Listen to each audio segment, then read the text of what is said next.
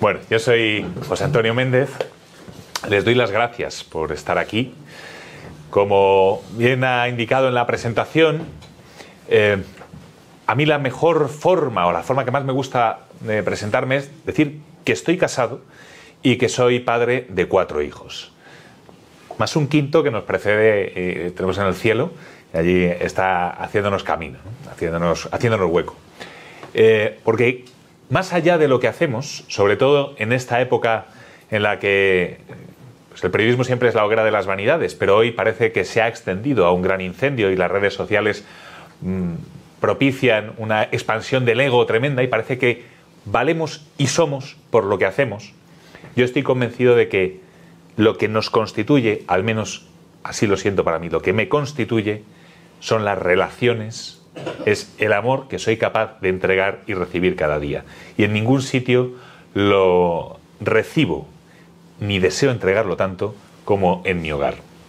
Soy periodista, así que hoy voy a hacer de periodista.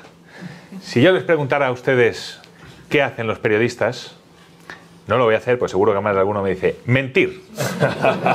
No, los periodistas básicamente, bueno, también, pero básicamente lo que hacemos son preguntas.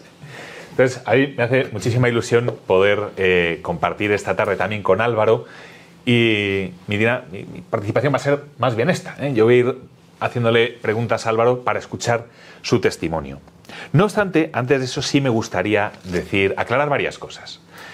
En primer lugar, pueden ustedes relajarse, yo no me he aprendido el nombre de nadie, así que no les voy a preguntar a ninguno ni me voy a dirigir a ustedes por su nombre porque no tengo la cabeza tan extraordinaria como mi buen amigo José Carlos. Por otra parte, miren, lo que acabamos de recibir con la charla de José Carlos, para mí personalmente es un auténtico regalo, porque muestra que creer en Dios es razonable. Que creer en Dios es razonable porque Dios existe. Y porque Dios existe puede tener relación conmigo y yo puedo tener relación con Él. Y eso es algo maravilloso, porque cambia por completo el horizonte de la vida. José Carlos ha dicho que no se necesita fe para creer, que podemos acceder a la fe, podemos llegar a encontrarnos con Dios a través de la razón. Dentro de unos días voy a entrevistar a una chica argentina, se llama Lupe Batallán, lleva unos días aquí en España, es una activista jovencísima, que tiene una historia muy particular. Ella era una activista feminista, pro aborto, activista en toda regla, ¿no? Y entonces ella hay un momento en el que, pensando, se da cuenta de la incoherencia de la lógica abortista y de la evidencia de que existe una vida humana desde el momento de la concepción. Y pasa a formar parte del movimiento Pro Vida en Argentina y además es muy combativa contra la pornografía como explotación de la mujer, pero sin fe. Sin embargo, se da cuenta, ahondando en la dignidad humana, de que existe Dios. Y ella ha llegado a la fe a través de la razón, digamos, ¿no? Sin embargo, esto nos presenta hoy un problema, sobre todo para la evangelización. Porque hoy, probablemente sus hijos, muchos de sus amigos, gente de su entorno, no creen en Dios porque le es irrelevante. Dios es irrelevante para muchas personas. Lo consideran irrelevante. Es decir, no les preocupa demostrar que no existe. No les preocupa ni siquiera planteárselo. No es algo que les afecte. Porque hoy lo que se cuestiona es la razón. Lo que hoy está en quiebra es la razón. Vemos vidas reducidas al absurdo. Porque si yo puedo ser lo que yo quiera ser y prescindir del principio de la realidad, que yo soy un varón, que una persona es una mujer, prescindir del principio de realidad, lo que está en quiebra es la razón. Por eso necesitamos no solamente la fe para llegar a Dios y la razón para llegar a Dios, sino también la voluntad de asirnos a la razón. Y les voy a poner un ejemplo.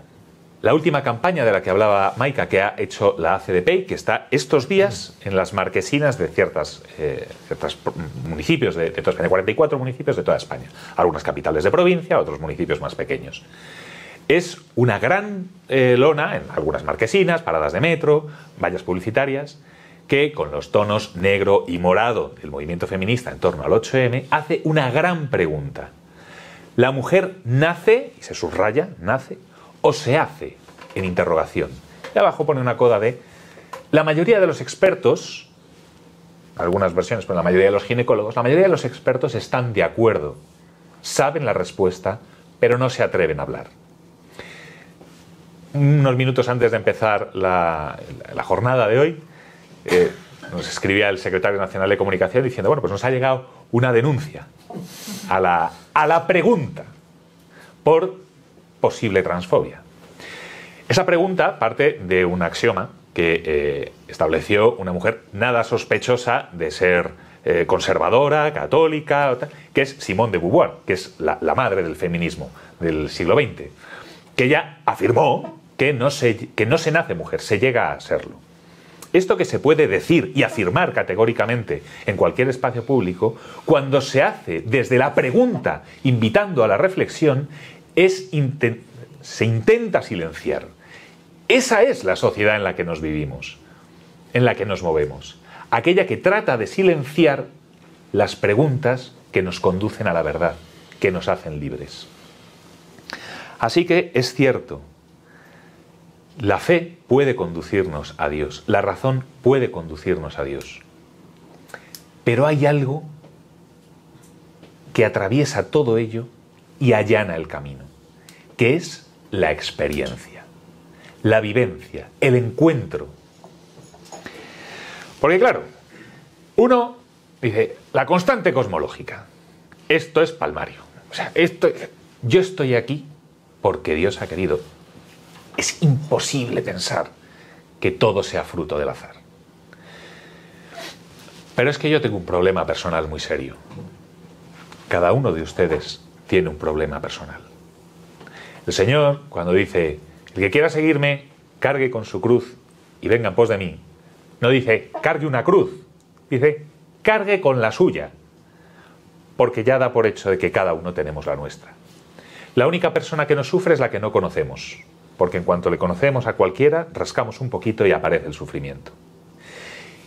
Y en ocasiones, ni los dogmas de fe, ni los razonamientos son capaces de ofrecernos el consuelo que solo un padre es capaz de ofrecer. Esa experiencia es la que, cuando uno tiene una situación con problemas en casa, en mi caso y en mi casa, pues llevamos años batallando contra un cáncer. Cáncer, en mi caso, no es el cáncer de mama, sino el cáncer de mamá.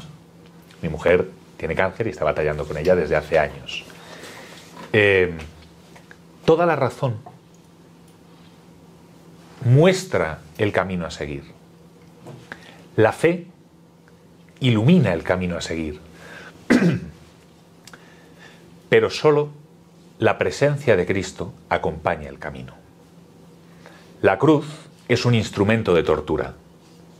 En todo momento, lo que cambia la película es el crucificado que pende de la cruz, que, como es el resucitado, acompaña su cruz venciéndola y la mía sosteniéndome.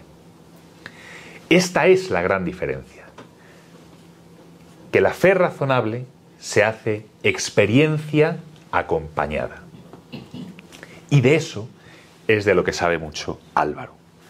Porque si Dios quiere que yo esté aquí, como de forma tan elocuente y tan enriquecedora nos ha explicado José Carlos, si Dios quiere que yo esté aquí, en el caso de Álvaro, pues es todavía un empeño más evidente, porque ya saben, todos tenemos ángeles de la guarda que nos custodian.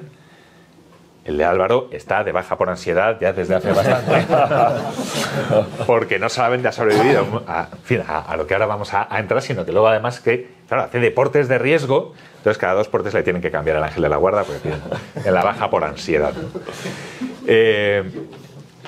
Así que yo ya me voy a girar para poder ir preguntándote. Bueno, lo primero, tú tienes 30 años. Eso es. Sí. Estudias, bueno, trabajas, perdón, en marketing. En marketing. Antes estudiabas turismo. Y en tu vida hay un antes y un después de un año concreto. Eso es. Que es el año 2018. Te voy a preguntar antes.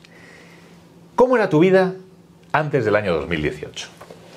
Pues mi vida era, bueno, yo era bueno, un chaval, sí, pues eso, desde el colegio ya era bastante rebelde, estudiar lo que es estudiar no se me daba muy bien y bueno, la verdad que llevaba una vida divertida para la edad que tenía, pero claro, lo que yo también consideraba plena, que luego realmente no lo era tanto, ¿no? Y no te das... Y lo que pasa es que con la superficialidad de la vida y la cantidad de estímulos que hay, además, que no es una excusa, pero bueno, te hace pensar que sí que estás llevando una vida plena. En mi caso era, pues, salía todo el tiempo, no pasaba tiempo con mis padres. No quiero ser incongruente porque es verdad que yo peco muchas veces a día de hoy y quiero decirlo, o sea que estoy en constante debate conmigo mismo también, porque hay veces que sigo así, pero...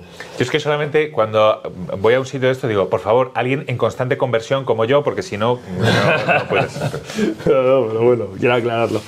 Y bueno, yo termino el colegio, termino segundo bachillerato a duras penas, pero bueno, hago una buena selectividad contra todo pronóstico. Y claro, yo le digo a mis padres pues que esto era el año 2013, 2014. Que yo quería ser bombero, ¿no? Como era mi tío. Entonces, mis padres, ya sabiendo cómo había sido mi trayectoria de estudiante, me dijeron, bueno, solo, como es una oposición que no se sabe cuándo sale el examen, cuando te examinas, me dijeron, solo te vamos a pagar la academia de bomberos si te apuntas a una carrera universitaria y vas aprobando, si no, se corta el chorro. Y claro, pues sinceramente me apunté a turismo porque dije, a ver, que haya que estudiar poco y ya. Y así fue. Y bueno, la verdad que claro, bueno, entro en la Academia de Bomberos, empiezo a hacer deporte con gente que era pues yo era el más pequeño, y a la vez en la universidad donde... como para sorpresa de nadie, no estudio mucho y me hago muchos amigos, con lo cual mezcla hay dos mundos un poco distintos, ¿no? Y entro en este bucle del que te hablaba, que era puro disfrute para mí mismo, ¿no? Es verdad que hacía deporte, mi cuerpo aguantaba el salir todas las noches, poderme hacer deporte al día siguiente, joder, benditos 20 años, Y nada, y sin embargo yo creía que estaba totalmente... De hecho no tenía ningún tipo de remordimiento ni nada, porque yo me paraba a pensar y digo, es que tengo la edad para hacerlo. Y mis padres, sin embargo, era, oye, tienes una familia, no pasas tiempo con nosotros... esto es la mítica que decís todos los padres, ¿no? La del hotel, ¿no? ¿Te crees que esto es un hotel? Y bueno, y realmente no me di cuenta, o más bien la primera lección dura que me llevo pues es eso, pues yo estaba en la universidad, llevaba ya 3 años opositando a bombero y estudiando la carrera y bueno, y con este nivel de vida.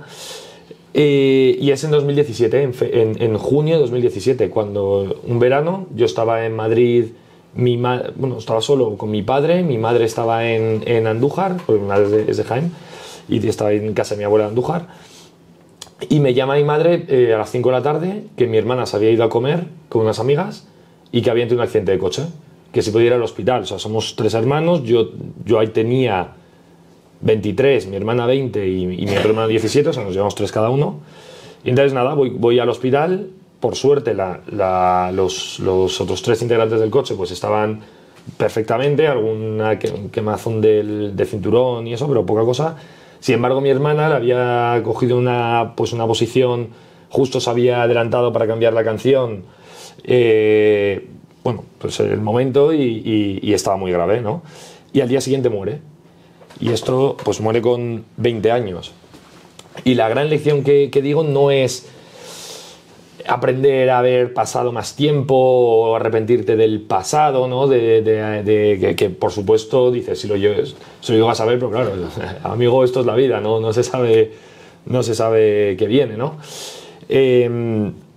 Más que nada es ver, bueno, yo desde luego me pasaba que vivía pensando que, y vuelvo a lo mismo, a veces pecas sin darte cuenta de lo mismo, pero bueno, tienes que estar ahí para pararte tú mismo en los pies, de que el mundo está hecho a tu medida o no es mundo, ¿no? Y que todo gira a tu alrededor y todo tiene que estar a tu conveniencia, tú pones la velocidad y el mundo lleva la suya. Y te das cuenta, bueno, o en mi caso fue cuando veo que esto era en pleno verano, el 27 de julio, como digo, y veía que pues, la gente seguía yéndose de vacaciones, mirabas por la ventana, la gente estaba tomando una cerveza en la calle, dices, claro, es que no se va a parar el mundo, los planes seguían, el día, la noche llegaba, el día volvía a llegar, no esperaba a nadie. Y sobre todo ver que, aparte de tu sufrimiento, por supuesto es tu hermana, ver el de tus padres, ¿no? Y el de todo tu alrededor.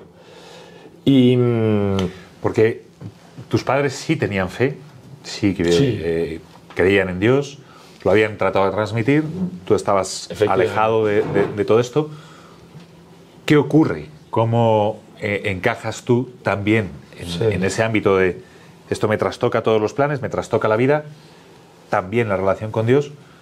Ese accidente en el que fallece tu hermana. Sí, como bien dices eso, mis padres son católicos y bueno, pues toda la vida hemos ido todos los domingos a misa, pero es verdad que iba como más para que no me regañaran y vamos, ni lo planteaba. Es lo que yo llamo católico de cumplimiento, de cumplo y miento, ¿no? Totalmente.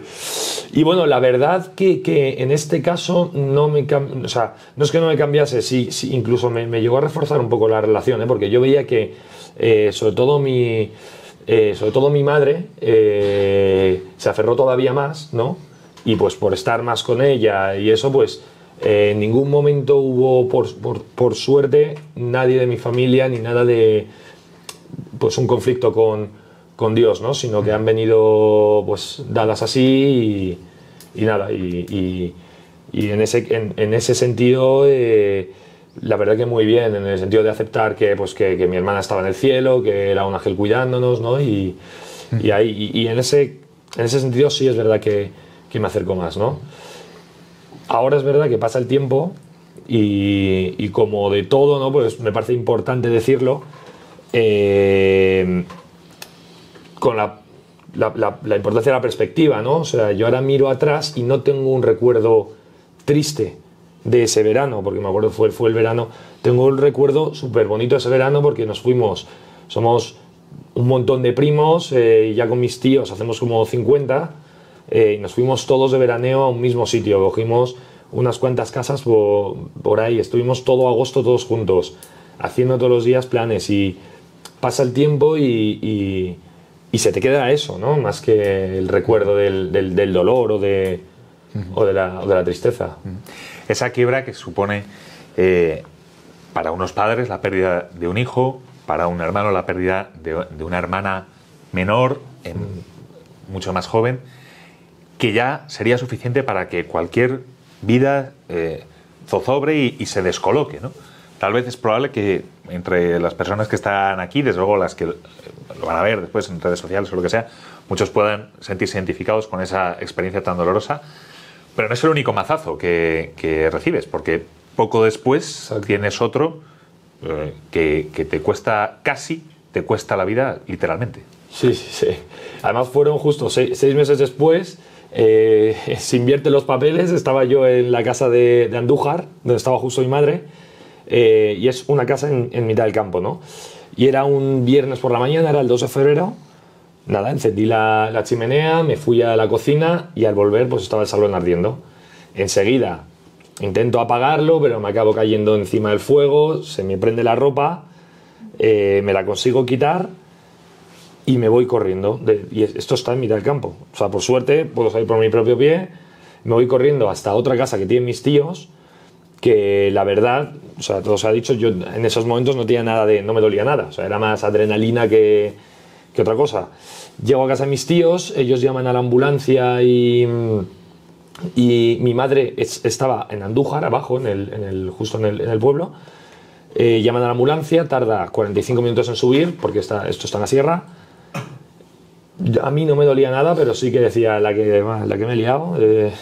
Y nada, y es cuando llega la gente de la ambulancia, porque yo hasta ese momento digo, bueno, pues ahora me voy a tener que vendar, qué pereza, pero poco más, o sea, no le dábamos vueltas. Y es cuando le veo la cara a los de la ambulancia, que les veo un poco descuadrados así, digo, uy, va, a ver si esto va a ser más grave. Ahí me empieza a doler, yo creo que al ver que ya llega la ayuda, pues se le bajan un poco los nervios y todo, me tumbo en la ambulancia y mi tío está hablando con mi madre y me la pasa.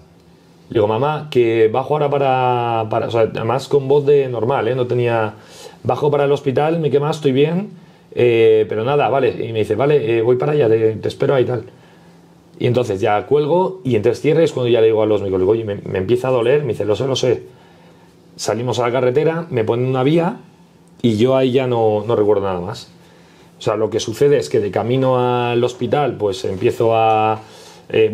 al quemarte y al no tener piel, lo que pierdes es agua. Y agua a una velocidad alucinante, porque es lo que retiene el agua. Entonces, me había deshidratado muchísimo y me empezaba a fallar el corazón, ¿no? Entonces, me medio estabilizan, me inducen al coma directamente ahí pues no sé ya si en la ambulancia o nada más llegar al hospital, pero vamos, nada más llegar al hospital me entuban, me suben me llevan en helicóptero y me llevan a Sevilla, ¿no? Por protocolo. Al estar en Andalucía, pues me llevan al Virgen del Rocío. Y ahí llego a la UCI y, claro, pues llego y lo que le dicen a mis padres, a mi madre, que es la primera que llega, es que estoy muy grave y que las posibilidades de sobrevivir están entre un 10 y un 20. O sea, para ponerlo en contexto, el tema era que había llegado con el 63% del cuerpo quemado, que normalmente a partir del 50, con quemaduras profundas como las mías, pues no sobrevive nadie. Y aparte, pues muy deshidratado, desestabilizado y bueno, pues eso, imaginaos, pues no para mí que no me enteré, pero para mis padres, ¿no? Mi padre llegó después y mi padre dice que él venía de Madrid y que pensaba que no le querían decir que me había muerto porque iba en coche. Imaginaos para ellos, ¿no? Y para mi hermano de 17 años, la cosa que son en prácticamente 6 meses. Pero bueno, hubo suerte, ¿no? Y estuve 10 días, me mantuvieron 10 días en coma inducido, y al 10º día, que ya estoy estabilizado, pues me quitan el tubo, me despierto, pero bueno, me despierto de aquella manera. O sea, en la UCI iba hasta arriba de todo y al principio no podía hablar, pero sí que me acuerdo de que a mis padres, que después del médico son los primeros que veo, tal, que me dicen que les acaban de decir que el año que viene puedo correr la maratón de Sevilla, lo primero. que estaba bien, que claro, yo estaba como una momia, no me dolía nada, porque tampoco... El tema es que lo que me he dado cuenta además a raíz de recordarlo, con toda la medicación de la UCI, lo que me pasaba era que no era capaz de profundizar decía, o sea, según me desperté me acordé que había tenido el accidente, pero estaba como en un globo ahí. Y nada, entonces eso, me dijeron que estaba muy bien y que en un año podía correr la maratón de Sevilla, que no me preocupara. Y realmente pues estaba crítico, ¿no? Y bueno, pues yo creo que paso ahí otras 2 semanas en la UCI, donde, bueno, me operan los brazos, que los brazos sí que me ponen piel de la parte de delante de las piernas, pero yo tenía quemado las piernas por detrás hasta encima de la rodilla. Bueno, lo que son la la pantorrilla entera y luego por detrás hasta la rodilla y luego desde la cintura hasta el cuello y eso, y los dos brazos enteros. Y bueno, y el lateral por aquí. Pero bueno, tú, claro, yo no sabía lo que me había quemado y lo que no. Yo estaba como una momia y no podía mover la cabeza. Entonces, bueno, 2 semanas me operan los brazos. No me acuerdo muy bien porque yo lo recuerdo todo como un día muy largo. No me acuerdo cuando me duermo, cuando no. Y me suben a planta. Y ahí en planta es un espacio, pues igual como de la pared a donde estamos.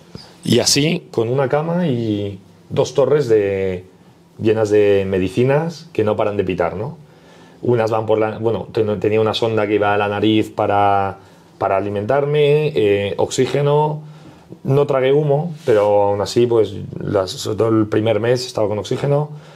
Y luego por el cuello, pues, conectaba a todas estas máquinas que te digo. Y el tema es que te suben a planta y te quitan toda la anestesia que tienes en la UCI.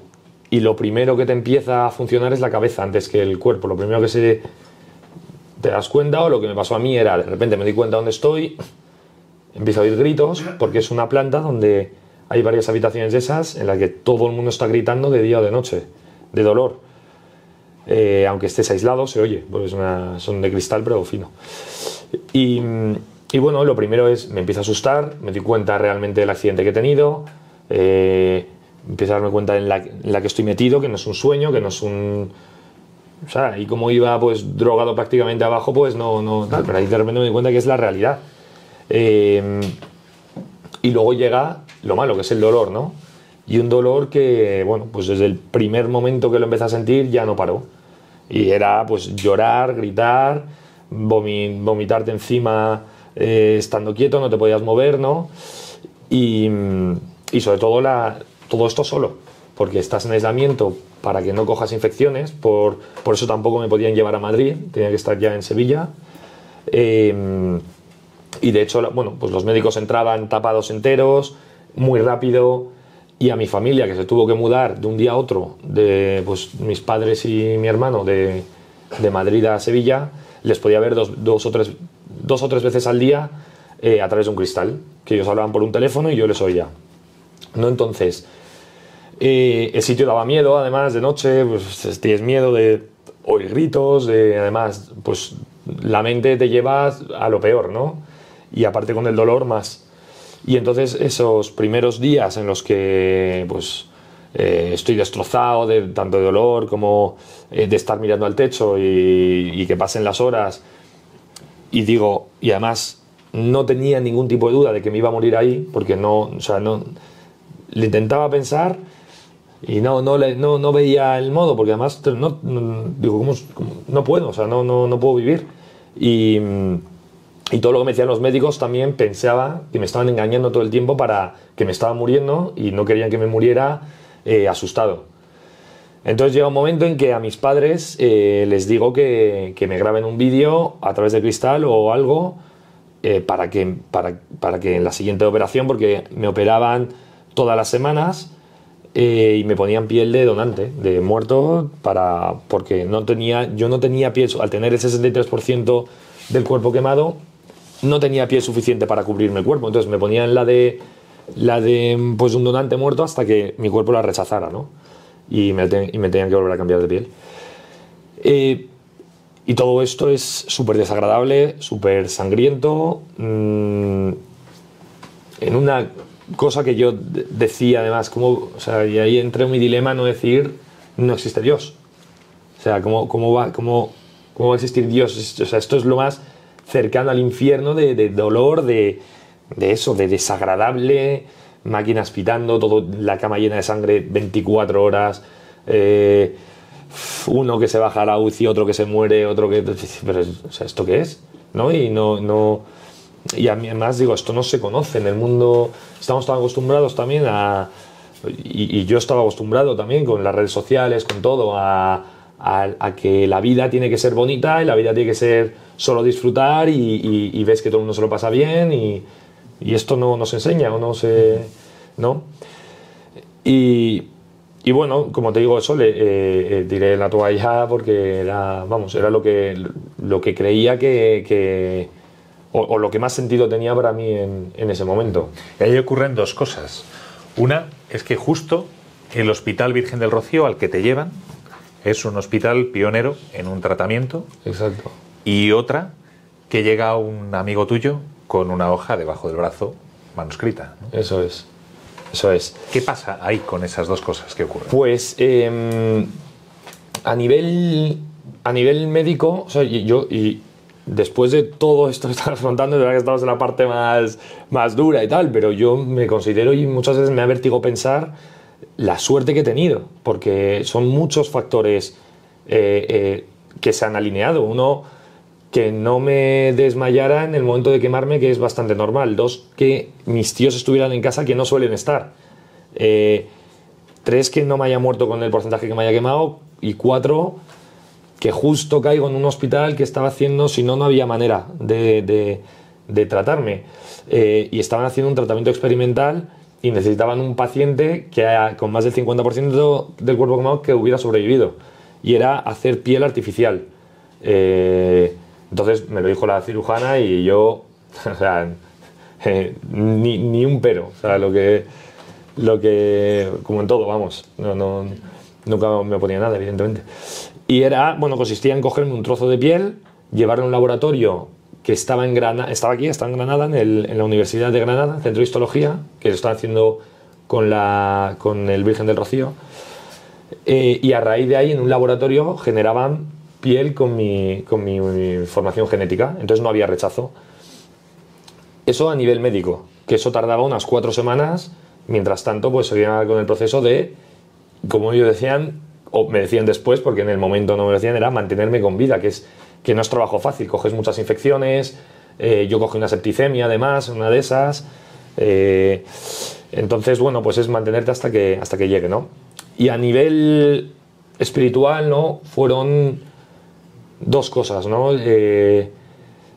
La gente del hospital y mi familia, que nunca me pintaron, o sea, yo lo que veía nunca fue dramático, nunca fue tristeza, aunque estaban rotos, aunque estaban los 2 metros de cristal era una fiesta. Y aunque yo estuviese llorando, aunque yo estuviese fatal, mis primos, mis amigos llegaban, me contaban le quitaban hierro al asunto, tal. Luego, cuando yo no los veía era un drama, pero yo no lo veía, que era lo importante, ¿no? Y la gente del Hospital del Virgen del Rocío igual.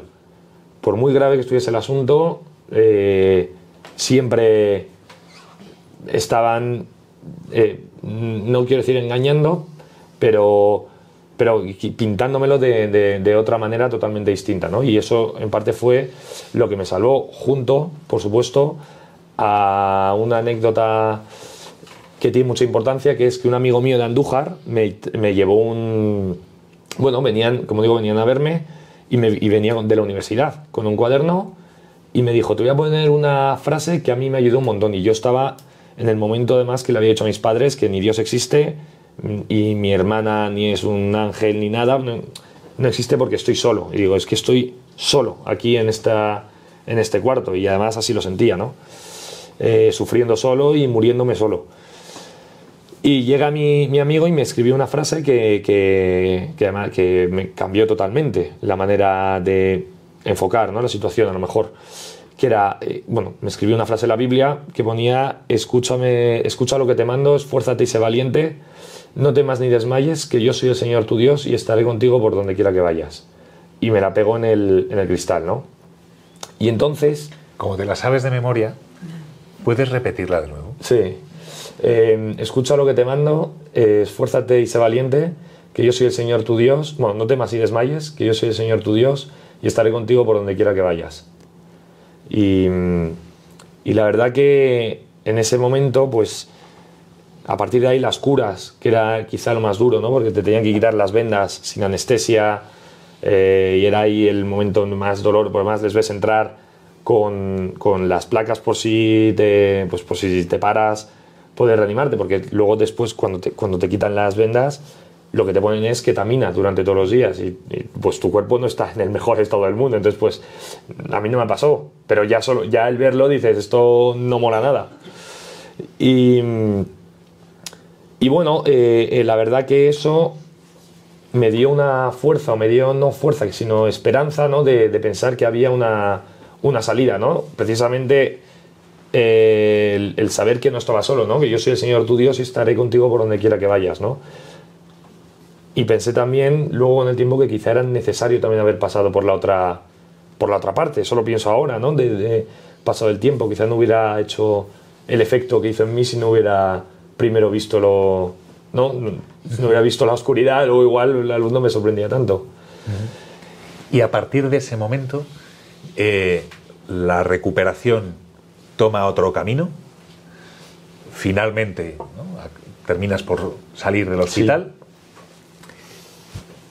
¿Cómo es ese tramo final del hospital en el que esa cita de Josué, ¿no? Ilumina todo ese proceso? Y luego, ¿cómo te planteas esa vida de nuevas? Porque la vida cambia completamente para ti. Sí. Bueno, yo ahí tengo una suerte que son, para la segunda parte, son mis padres, que ahora te contaré. Pero bueno, la verdad que el alta es gracioso porque me la dan y me avisan 4 días antes. Digo, pero yo me voy a salir así. O sea, si yo me había empezado a poner de pie y podía andar así, porque la piel no es que te pongan piel y ya tienes piel, ¿no? Sino que igual que la artificial, cuando me pusieron la piel artificial, esa piel hace costra, se cae, o sea, de hecho te la grapan, estás una semana con eso vendado, te lo quitan, la piel hace costra, se cae, y durante 1 año y medio estás sangrando en carne viva, y lo que pasa es que eso poquito a poco, a lo largo de 1 año y medio, va creciendo, ¿no? Entonces, ahí me dieron el alta, vendado como una momia, como digo, pues había empezado a andar, pero pierdes el equilibrio, no sabía girar, aparte andaba y o sea, me faltaba el aire solo de andar, y se me hinchaban las piernas un montón, me quedé atrofiado, o sea, pesaba 59 kilos cuando salí. Y bueno, o sea, te impresiona además, todo el mundo de repente es gigante, ¿no? Demasiado, lo mismo, demasiados colores, demasiados ruidos, pero bueno, también es verdad que, lo que te digo, tengo la suerte de mis padres, ¿no? Que en ese momento, de hecho, me dicen pues una silla de ruedas para salir y que me la quiten con el día, y mi padre directamente dijo no, ni silla de ruedas ni nada, aquí se sale andando y de aquí a recuperarse. Entonces, bueno, es verdad que la gente que me habían puesto ejemplo de mira qué bien ha quedado, mira qué bien puedes estar en 2 años, en tal, no era algo que cupiese, o sea, me daba ansiedad el pensarlo, me agobiaba, ¿no? Porque era, pues o no podían andar bien, como es lógico, porque las quemaduras, lo que digo, luego es carne viva y la cicatriz se retrae y te quedas así. Es la típica imagen de alguien quemado que no puedes tirar, ¿no? Entonces eso lo que hay que hacer es todos los días coger y por todo el cuerpo hacerte heridas otra vez, rompiendo las cicatrices, con lo que eso duele, ¿no? Y es no es que sea fácil, es que es natural, y dejar el camino a medias, y no hay que juzgar absolutamente nada, ni te has rendido ni nada, ¿no? O sea, has sufrido mucho hasta ahí, ¿no? Y ya está, pues lo bueno que me cogió inconsciente y sin saber lo que también quedaba por delante. Pero bueno, ahí gran parte de culpa lo tuvieron mis padres, en el sentido ese de que yo tenía luego un mes de recuperación en Sevilla, que tenía que ir todos los días al hospital, y mi padre me obligaba, entre comillas, a que el primer piso se subía andando. Tardábamos 20 minutos o lo que sea. Y yo también quería, pero me dolía todo. Pero mi padre decía, tú eres una persona normal, subes andando un primero. Poquito a poco, tal. A la hora de comer, ni mi padre ni mi madre me daban de comer. Yo no podía estirar bien los brazos, las manos menos, pero de ahí no se levantaba ni mi hermano, ni mi padre ni mi madre hasta que yo terminara de comer. Ni me ayudaban ni nada, o sea, pedía la sal y me la ponía aquí para que yo estirara el brazo y eso es lo que a mí me ayudó, ¿no? Además, tenía que, bueno, esto ese verano, imagínate, yo salgo a finales de mayo, el verano lo paso prácticamente tumbado, y claro, y veo que la gente me pues me trata como si fuera un enfermo, como es lógico, porque es lo que parecía y no me podía mover. O sea, no me podía mover, estaba... te repetía las cosas 30 veces porque iba medicado hasta arriba y... ¿Y en qué momento haces clic? Pues justo después de verano, ¿no? Cuando ya me di cuenta de que yo noto que ya sigo vivo, que ya he vuelto, estoy en la rueda otra vez, no puedo hacer nada, pero estoy aquí, pero veo que la gente no lo ve y parece pues que era otra persona y me trataban como nunca me habían tratado, ¿no? Menos mis padres. Y entonces aquí, de ahí la anécdota del principio, aquí cojo y le digo a mis padres, oye, como me dijisteis que os habían dicho que podía correr, yo ya sabía que era mentira, que podía correr la maratón de Sevilla, que creo que me voy a apuntar. Claro, en ese momento mi cabeza, que es muy simple para hilar conceptos en momentos así un poco de ansiedad, ¿no? Dije, joder, ¿cómo hago para que la gente yo nunca me quejaba, mira que me dolía, pero no quería que la gente lo supiera. Digo, ya está, corro la maratón. Si corro una maratón, nadie va a decir, aunque a mí me duela, pero como ellos no lo saben, nadie va a decir, pobrecito, qué mal está. Pues a correr una maratón, córrela tú, ¿no? O sea, nadie va a decir que estoy mal a partir de ahí. Y entonces, pues sorprendentemente, mis padres me dicen que sí, que vale, que pues que al día siguiente empiece a ir al gimnasio. Todo esto mi madre, por el otro lado, todos los días hablando con la médico, que yo eso no lo sabía. Y bueno, al principio pues iba al gimnasio con mi madre, evidentemente con mi madre, me sentaba en una máquina, me levantaba, me ponían en la máquina de andar, pues eso, me ahogaba, y sobre todo, si ya en casa, estirándome, se me abrían todas las heridas, todo el día sangrando y tal, ahí ya, pues ni te cuento, ¿no? Pero fíjate que el tener un objetivo, el tener el saber que se podía, vamos, que el tener una meta, ¿no? Pues me hacía que eso no fuese para tanto. Y por el otro lado, lo que bueno, mi madre, pasado el tiempo, me llegó a decir que le daba gracias a Dios de que me hubiera pasado esto, todas las decisiones que se tomaron, todo el proceso, porque estaba pendiente de mí, de que me recuperara. Bueno, uno, de que no me muriera. Dos, de estar ahí durante muchos meses. Eso, se va a morir, no se va a morir, se recupera, no se recupera, cómo va a quedar. Pues ahora está en fase de recuperación y cuando pasa un año y pico, pues vuelvo a pensar en mi hermana. Pero durante toda esa época, que es la época más dolorosa, pues ha estado pendiente y alegrándose porque el camino fue ascendente, de que saliera, ¿no? ¿Cómo es tu relación con Dios en ese momento? Una vez que ya, a través de esa poderosa frase de la palabra de Dios, comienzas a cambiar también de vida, ¿también empieza Dios a meterse por ahí? No, evidentemente. A partir de ahí, mi relación con Dios es distinta, pero también distinta como si hubiera creído antes y es una cosa que me sigue pasando, ¿no? Vives... porque, o sea, se habla de sobrevivir, tiene una cosa que no se suele ver, ¿no? Tiene una cara B, que es el por qué yo, ¿no? O más fácil, ¿qué quiere Dios de mí, ¿no? Si lo quieres decir así. Pero es que no tienes ni idea. Dices, yo solo he sobrevivido y no sé cómo enfocarlo. Y sin embargo, a partir de ahí vives, y yo creo que es una cosa que ya vives con eso y el resto de tu vida es en deuda. Y pensando si... Porque aunque sé que es lo típico que a lo mejor no cargas con otras vidas, porque unos que se han quemado menos a mi lado se han muerto y yo no, intentas buscar una razón, ¿no? Es inútil, pero subconscientemente siempre te va a pesar un poco más, ¿no? Pero bueno, no es malo. O sea, digo, mi relación cambia evidentemente para bien con todo esto.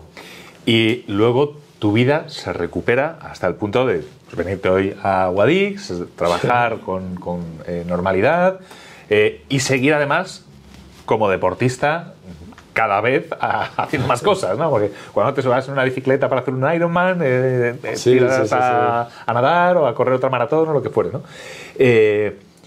Cuando miras hacia atrás, esa pregunta de ¿por qué yo? ¿Le has dado respuesta?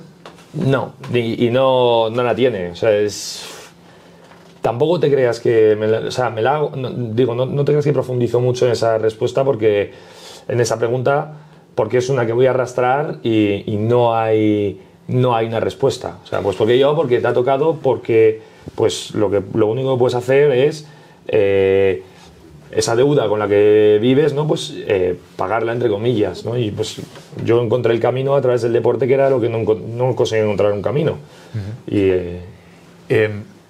Cuando uno tiene la experiencia del dolor, o sea, en el desierto aprendemos cosas que en cualquier otro contexto no aprenderíamos.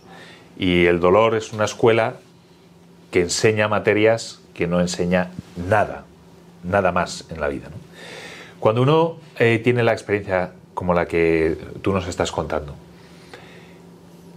y lo llevas también al ámbito de la oración, cuando tú te pones frente a Dios, ¿cómo es Él para ti?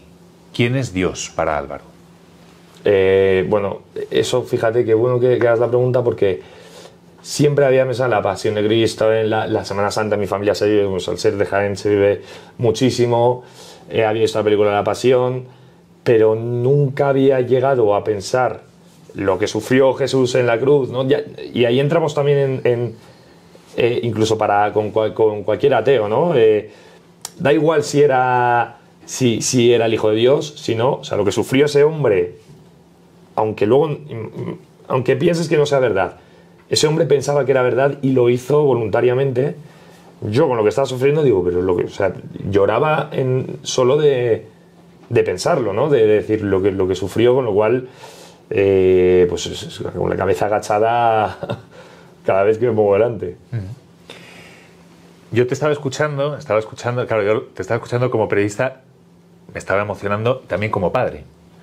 Y pienso en la relación con mis hijos y en cómo a tus padres tenía que costarles poner ese salero lejos, ¿no? Todo eso lo hacían tus padres porque te quieren.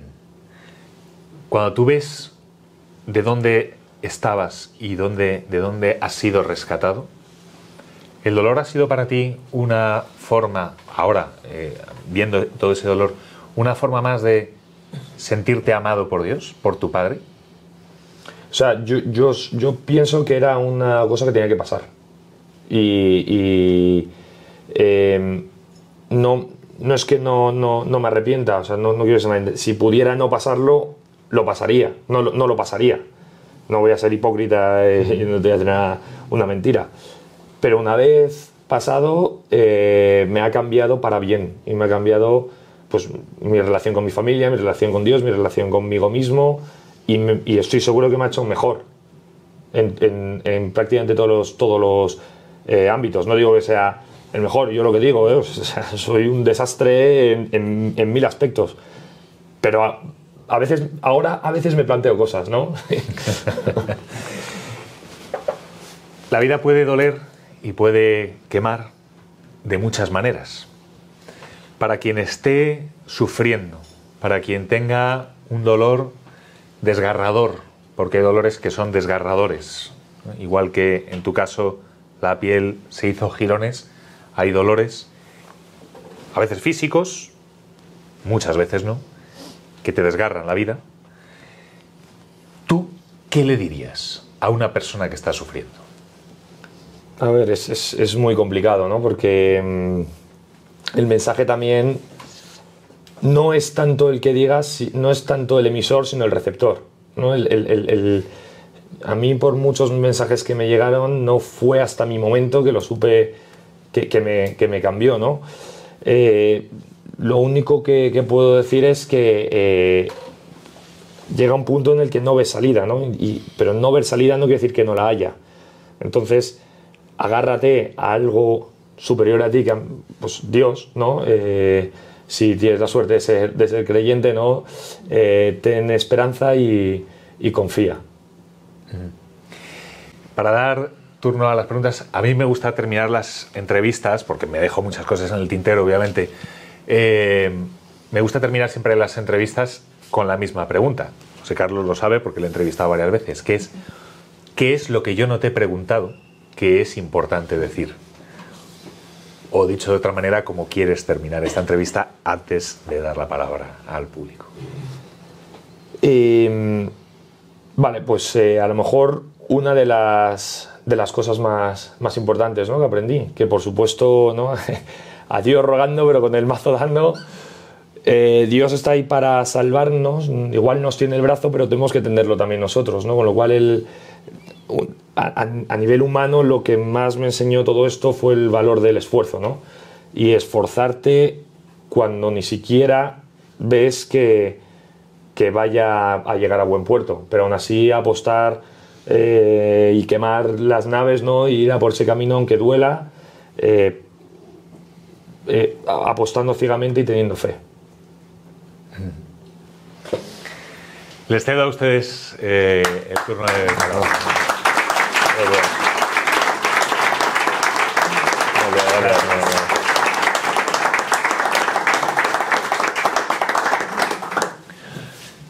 No sé si hay alguna pregunta, un comentario.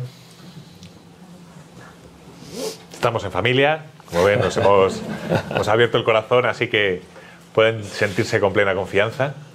Yo quiero saber qué te lleva a hacer esos desafíos tan extremos, porque yo no lo entiendo.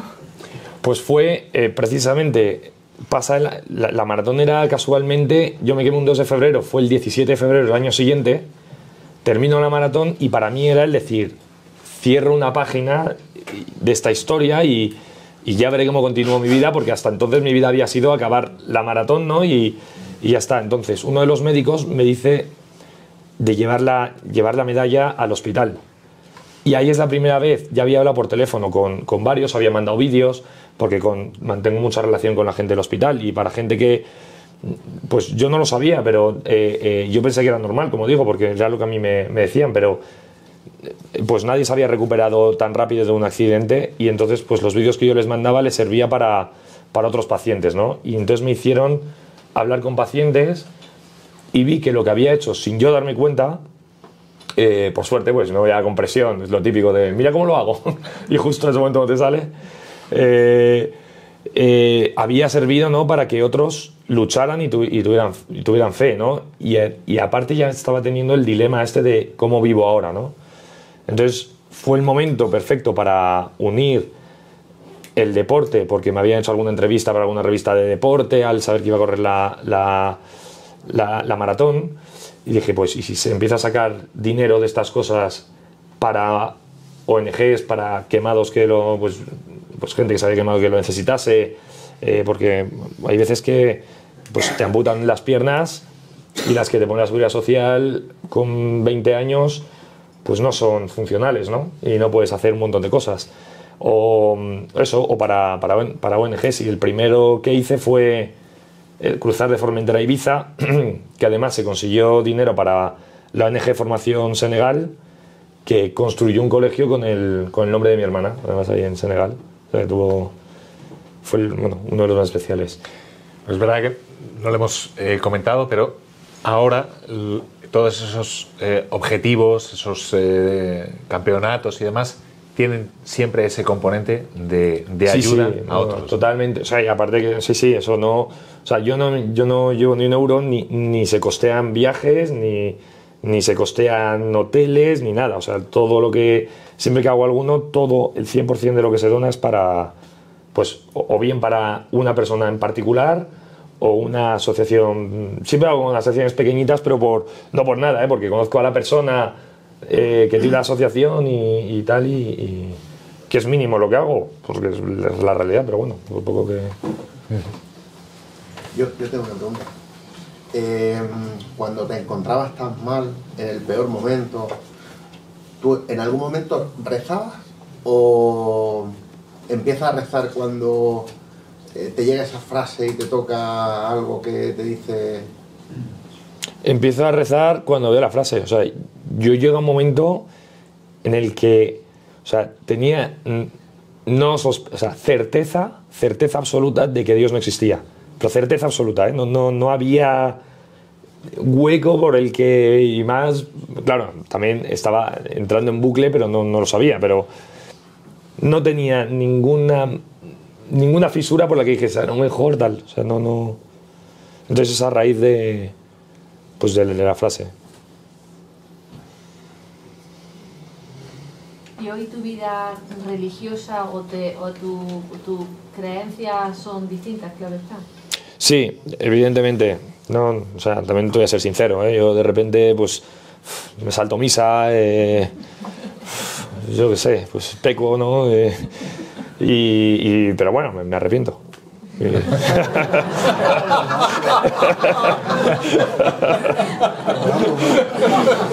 Tengo aquí a la policía.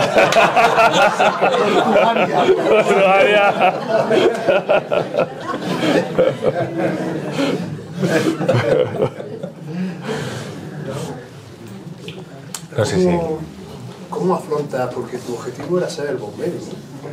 Ya no pudiste llegar. No pude. O sea, intenté presentarme, pero no pasó el tribunal médico por el historial por el historial médico.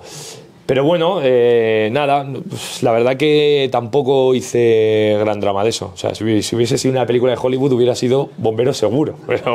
Pero es la vida y al final, pues bueno, por ahí. Eso digo, ¿no? Al final, o sea, que menos mal que hice caso a mis padres, que no era una cosa que yo hiciese muy a menudo, lo de estudiar la carrera y eso,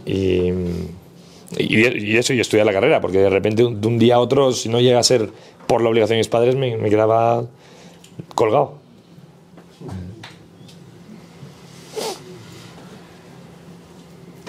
No sé si hay alguna pregunta más. Bueno, yo, claro, después de escuchar este testimonio tan auténtico, es decir, sin trampa ni cartón, como pueden todos ustedes comprobar, no se da cuenta hasta qué punto el sufrimiento, como decíamos antes, yo le dejo a los teólogos, les dejo la consideración a los eruditos de si la muerte de Cristo en la cruz ha venido a dar sentido al sufrimiento. No lo sé. Lo que sé es que con Cristo el sufrimiento se colma de presencia. Te sostiene, te alienta, te acompaña. ¿Cuántas veces tenemos respetos humanos para llevar a Dios a otros? ¿Qué habría pasado si este amigo tuyo, después de venir a la facultad, le hubiera dado corte regalarle una frase sacada del libro de Josué para dar aliento y fe a su amigo? ¿Cuántas veces nos guardamos nosotros nuestro papel, pónganlo ustedes en el ejemplo que quieran, para no significarnos, para no molestar, por si vamos a ser los raros, por respetos humanos?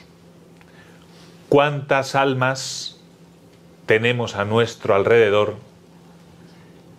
que necesitan de nosotros para encontrarse con el Señor, que necesitan de nosotros, aunque sea tímidamente, aunque sea una pequeña anécdota, para encontrar la fuerza transformadora que dará sentido a su vida? La Asociación Católica de Propagandistas, digamos, tiene como carisma el hacer presente a Dios en la vida pública. De ahí que estas jornadas sean las jornadas católicos y vida pública. Porque Dios tiene derecho a estar presente en la vida pública, aunque algunos quieran encerrarlo bajo 7 llaves en las sacristías de templos convertidos en museos. Dios tiene derecho a estar presente en la vida pública.